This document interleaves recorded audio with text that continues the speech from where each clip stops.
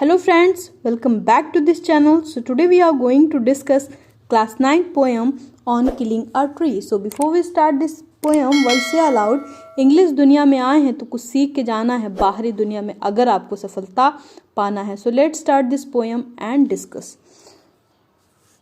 You must have observed people cutting down trees. आपने देखा होगा लोगों को पेड़ काटते हुए. But can't they kill a tree? क्या इस तरह से वो पेड़ों को मार सकते हैं? It is easy to do so. ऐसा करना आसान है क्या? Let's read the poem and find out what the poet say on killing a tree. तो पढ़ते हैं और देखते हैं कि पोएट क्या कह रहे हैं पेड़ों को काटने के बारे में. ये काफ़ी सेंसिटिव पोएम है और पोएट ने इससे हमारी क्रूएलिटी का मैसेज दिया है कि हम ह्यूमंस इतने क्रूएल होते हैं, पेड़ों को काटते हैं और उससे उनको कम दर्द होता है, हम उससे और ज़्यादा उनको दर्द दे सकते हैं और उनको जड़ों से उखाड़ सकते हैं. तो किस तरह से एक पेड़ को हम काटते हैं तो उसको कितना पेन होता है, कितना सफ़र करता है वो सारी चीज़ें यहाँ पे बताई गई हैं. थोड़ा सा इसका जो कहने का अर्थ है और जो समझाने का अर्थ है वो दो थोड़ा सा अलग है, डिफरेंट है. आप इसको अच्छे से समझने की कोशिश करिएगा. It takes much time to kill a tree. Poet कह रहे हैं कि एक पेड़ को काटने में, एक पेड़ को मारने में बहुत समय लगता है. Not a simple jab of the knife. आपने उससे एक बार कुल्हाड़ी पर प्रहार किया, उससे उसको कुछ नहीं होगा. Will do it. It has grown slowly consuming the earth. ये जो पेड़ बड़ा होता है ये धीमे धीमे अर्थ को कंज्यूम करते हुए बढ़ता है. मीन्स अर्थ से मिलने वाले न्यूट्रिएंट्स को, अर्थ से मिलने वाले वाटर, ऑक्सीजन और जो भी न्यूट्रिएंट मिनरल्स होते हैं सबको कंज्यूम करते हुए वो बड़ा होता है. Rising out of it, feeding upon its crust. और जब वो बड़ा होता है तो क्रस्ट से अपने आप को फीड करता है, क्रस्ट में पाए जाने वाले न्यूट्रिएंट्स को वो खाता है, उन्हीं को ग्रहण करता है और उन्हीं से वो बड़ा होता है, ग्रो करता है. एब्जॉर्बिंग ईयर ऑफ सनलाइट, मतलब कि जो सूर्य की किरणें हैं सनलाइट को ऑब्जॉर्व करता है, एयर और वाटर को ऑब्जॉर्व करता है. And out of its leprous hide. Leprous hide मतलब जो उसकी जड़ें जो छिपी हुई हैं, हाइड हैं, उनसे स्प्राउटिंग लीव्स. और लेप्रस मतलब होता है कलर चेंजिंग. यहाँ पे आपने देखा होगा पेड़ की जो बाक होती है वो ब्राउन ब्राउन कलर की होती है, थोड़ा सा डिफरेंट कलर की होती है. और हाइड मतलब नीचे छिपी हुई जड़ें, उसकी जो जड़ें हैं, रूट्स हैं, वो नीचे छिपी हुई होती हैं. उनसे लेप्रस हाइड से ऊपर नई नई लीव्स स्प्राउट होती हैं. So hack and chop but this alone would not do it. तो आप उसको हैक करें, मतलब आप उस पर प्रहार करें, उसको छोटा सा काटें, लेकिन उससे कुछ नहीं होगा. इस अकेले से कुछ नहीं होने वाला है. Not so much pain will do it. पेड़ को इससे बहुत ज़्यादा दर्द नहीं होगा. हम ह्यूमन तो इतने क्रूएल हैं कि उससे भी ज़्यादा दर्द उसको दे सकते हैं. कैसे बता रहे हैं यहाँ पे.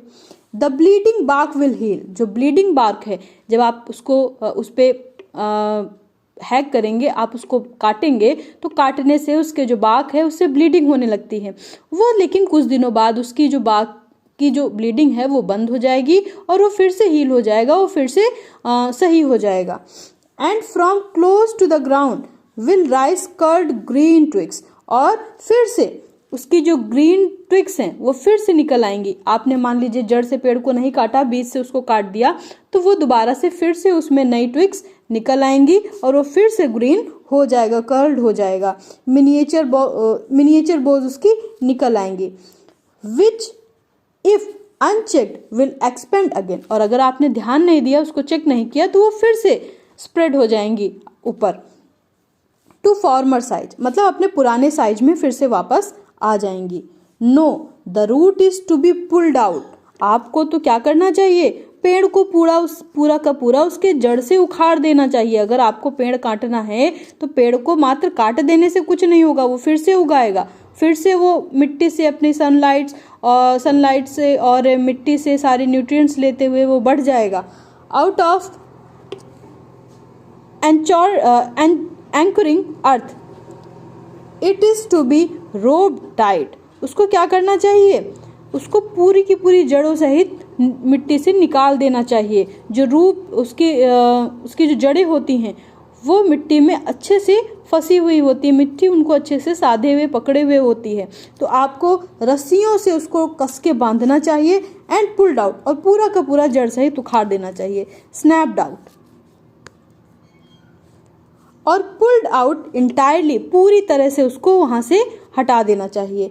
आउट फ्रॉम द अर्थ केव, अर्थ केव मतलब जो अर्थ की कैविटी होती है, जो जड़ों को अपने अंदर साधे रहती हैं, उसको कहेंगे earth cave.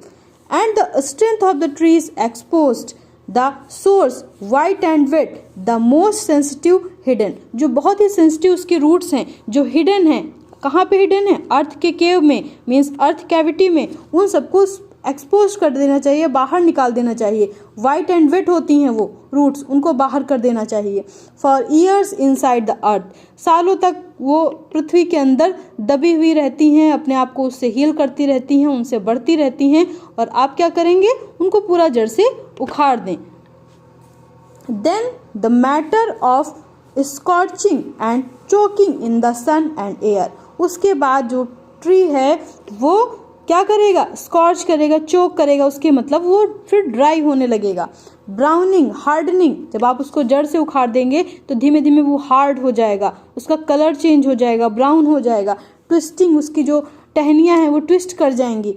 Withering and then it is done, और वो सूख जाएगा पूरी तरह से, तब आपका काम पूरा हो जाएगा। क्योंकि हमारा इंटेंशन क्या है? पेड़ को काटने का ही है ना। तो अगर हम पेड़ को काटना चाहते हैं, उसको थोड़ा थोड़ा सा काट काट के तड़पाते हैं, वो फिर से उगता है, फिर उसको काटते हैं, उसको तड़पाते हैं, वो फिर से उगता है, तो हमें ये नहीं करना चाहिए, उसको पूरा जड़ से उखाड़ देना चाहिए, ख़त्म कर देना चाहिए एक ही बार में।